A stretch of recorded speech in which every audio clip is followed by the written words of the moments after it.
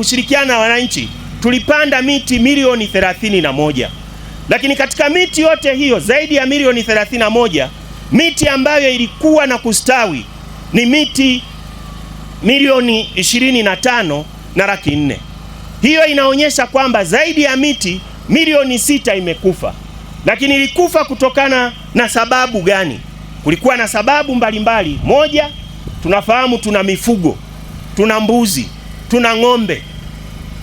Panda miti, hawa wanyama na mifugo yetu hii inashambulia. Kwa hiyo hii inatuelekeza kwamba ni lazima tuweke na kusisitiza katika serikali zetu kuanzia ngazi ya kijiji, kitongoji mpaka ngazi ya wilaya, ni lazima tusisitize kutoa elimu ya namna ya kutunza miti. Kupotea kwa miti zaidi ya milioni 6 ni mingi sana, kwa sababu ni fedha ambazo zimepotea za nguvu ya wananchi waliopanda pamoja na viongozi. 25-26 tunategemea kupanda miti sio chini ya milioni 30. Ndugu wananchi, katika upandaji wa miti ili tufikie lengo hilo, ni lazima kila halmashauri katika halmashauri zetu zote 6 tupande miti sio chini ya kila halmashauri ipande miti milioni 5 ili tufikie lengo hilo.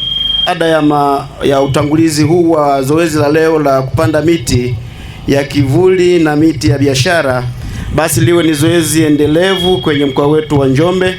Na mheshimiwa mgeni rasmi, Njombe kupanda miti ni jadi yetu, sio jambo la kuelekezwa, ni jambo ambalo tunalijua na ni wajibu wetu. Na mimi nilikuwa nateta na watu kidogo hapa mbele hapa, badala ya kupanda miti ya kivuli zingegongwa parachichi, gongwa parachichi miche hata 50 hapa mbele inafunika kidogo, au sio?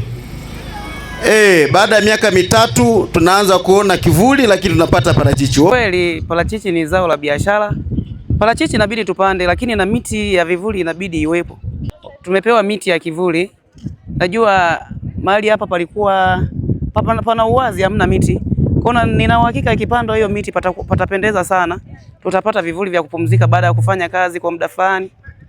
Tumefurahi sana. Jihami hali za mvua, kama wanavyosema miaka hii mvua zinakuwa zimepungua kutokana na hali ya mchafuko wa anga ambako kunasababishwa na matumizi mengi ya madawa ya mbalimbali. Eneo la soko miti ni ya kivuli, kwa hiyo watu wakifanya kazi humu ni vizuri sana wakawa wanapumzika kwenye maeneo ya kivuli humo, kwa sababu pana makundi mengi yanayokusanyika hapa kwenye kazi.